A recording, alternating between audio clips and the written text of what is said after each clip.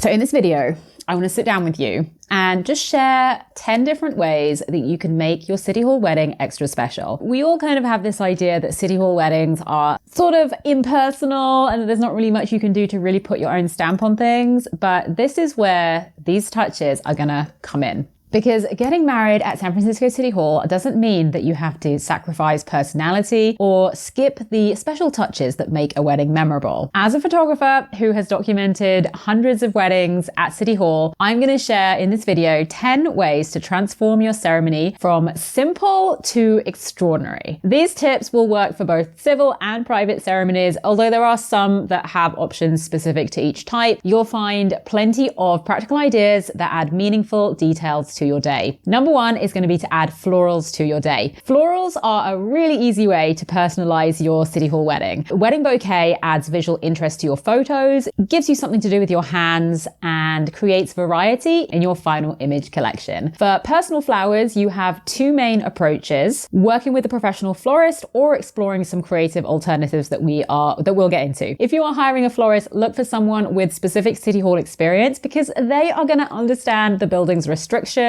be able to work with those smaller orders, and create pieces that photograph beautifully, especially in that indoor light. These specialists know how to handle early morning ceremonies and navigate the unique constraints of the space. Budget-conscious couples have a couple of great alternatives. There are DIY flower kits, mail order services, you can rent artificial flowers or even some wooden flowers from small businesses. These options are especially convenient for early morning ceremonies because you will eliminate the day of stress of pickup. For private ceremonies, you can further enhance your space with floral displays. Just remember though, the displays at City Hall must be under 3 feet tall and they do require professional installation and should comply with City Hall's security requirements. The second tip is to personalize your ceremony space. While City Hall does have specific rules about decorations, there are many other meaningful ways to customize your ceremony space, specifically for private ceremonies. For those with religious or cultural traditions that you want to honor, you have some super creative options. Jewish couples could opt for a huppah, which works perfectly since freestanding arches aren't permitted, so they have to be handheld. Otherwise, you might consider meaningful cultural elements that add depth to your ceremony. So you could enhance the space with rented tables for guest books, memorial displays, framed photos. These small touches can definitely make your ceremony feel more personal and intentional. Important things to remember are that all items, once again, must comply with City Hall security requirements. Some setups might require more vendor assistance, so coordinate with your photographer and other vendors to make sure that everything is set up right and captured beautifully. My third tip for personalizing your experience is to incorporate meaningful heirlooms and personal touches. Small details can certainly carry significance and meaning on your wedding day. Family traditions and memorial items help to just weave your personal story into your City Hall ceremony. You could consider incorporating heirlooms like family jewelry, pieces from a loved one's wedding dress, or special charms that connect you to your family history. Let your photographer know in advance about any meaningful pieces. We can bring specialized lenses, plan specific lighting, and create dedicated time on the timeline to capture some of these details. Some items might be very small and easy to miss, like a handkerchief or cufflinks, but they can tell a powerful story. My fourth tip is to have a first dance, and this is for the private ceremonies only. First dances are such a magical way to personalize your City Hall wedding if you are having that 1-hour private ceremony. The perfect moment, I think, for this is immediately after your ceremony. Having your officiant announce the dance creates a natural transition from your first kiss into this more intimate moment together. Live music definitely adds an extra layer of romance to the experience. For chair management, you have a couple of options. You could completely clear them out of the space, which guests can make light work of, or for smaller groups of under maybe around 30 or 40 guests, you can simply have guests move or stand to create space for your first dance. City Hall does have specific music requirements. Only live musicians from their official list are permitted. No recorded or amplified music is allowed, so you'll need to work with your musician in advance to select and customize your song. They can definitely help you brainstorm ideas and tailor the song to fit your preferences and ensure the music perfectly captures your moment. To really go the extra mile, and if you want to wow your guests, consider taking dance lessons for a choreographed first dance. Or you could just keep it really, really simple, but either way,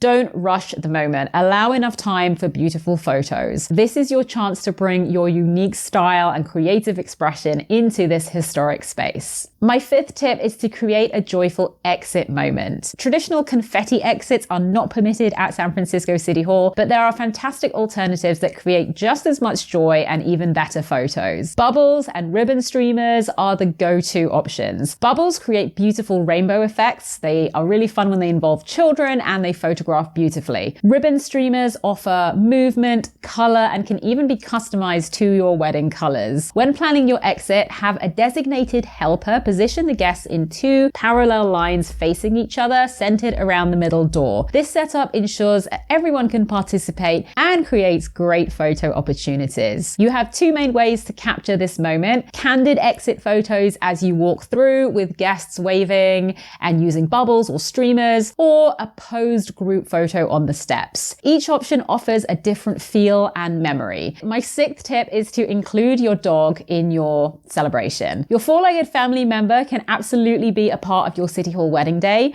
While technically service animals are preferred, well-behaved dogs are often permitted if they don't disrupt others. A dedicated dog handler is absolutely essential. They'll manage everything from precise timing and location to bathroom breaks and behavior during our photo time. This could be a professional service, a trusted friend, or a hired dog walker. For private ceremonies, you have additional options for incorporating your dog. They could be the dog of honor, ring bearer, flower girl or boy, or even part of your processional walking you down the aisle. How cute is that? For civil ceremonies, you'll likely take photos with your dog outside of City Hall. Photographers typically only need 5 to 10 minutes for dog photos, so careful planning is crucial. And you could even dress your pup in a tuxedo, tutu, or flower garland. Just make sure that you prioritize for their comfort and their temperament. My tip number 7 is to exchange personal vows. For civil ceremony couples, you'll only have the chance to exchange standard courthouse vows for the ceremony itself. But that doesn't mean that you can't create a more intimate moment either before or after the official ceremony. So you'd find a quiet area in City Hall, perhaps on the second or third floors, north or south sides, to privately exchange your own vows. This allows you to share something personal while still going the stress-free and affordable civil ceremony route. Let your photographer know in advance so they can allocate time and find a location with good lighting and minimal foot traffic. Consider bringing beautiful vow books that can even be customized with your names and your wedding day and become cherished keepsakes. The key is creating a moment that feels meaningful to you in the midst of the busyness that is City Hall, whether that's a quick private exchange or a more elaborate sharing of your promises to one another. I always stay well back for this moment so it remains truly private. You can share vows in front of your family or just the two of you. Tip number 8 is to expand your wedding day beyond City Hall. A San Francisco City Hall wedding doesn't just have to be a 1-hour event. It can be the centerpiece of an even richer wedding day experience. Your wedding timeline can include much more than just the ceremony. You can consider adding on events either before or after your City Hall moment, whether that's getting ready photos, a first look, portrait session at an iconic San Francisco landmark, a post-ceremony brunch, lunch, or dinner, or even a full traditional wedding reception.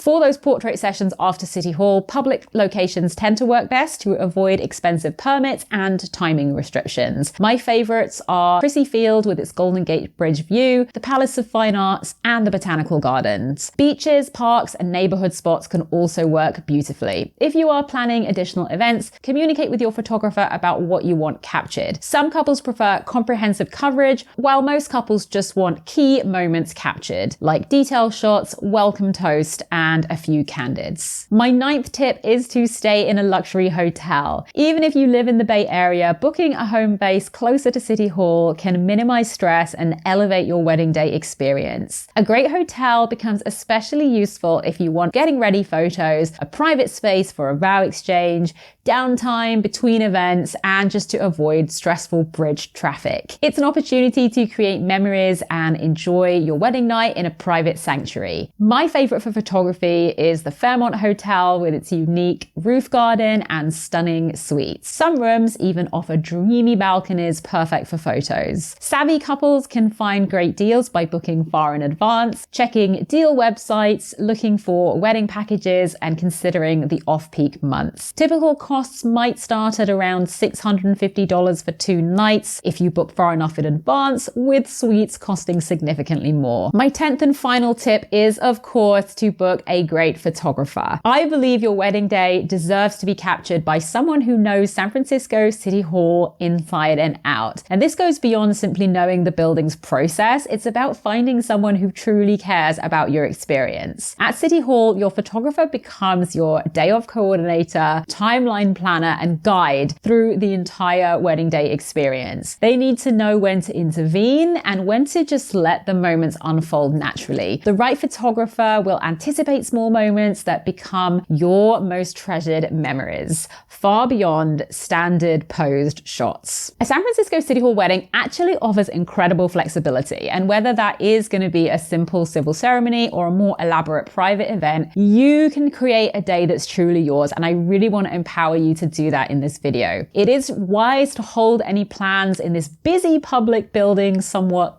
lightly, because you never know what the day may bring. Embrace the serendipity of getting married at City Hall, where there are many factors beyond our control, but this is also part of the fun. These 10 strategies, everything from adding personal flowers to incorporating your dog, can really transform a bare bones ceremony from the standard to the extraordinary. City Hall provides a beautiful historic backdrop, but the real magic comes from the love and personal touches that you bring. Your wedding day is about you, so make it memorable, make it meaningful, and most importantly, make it yours.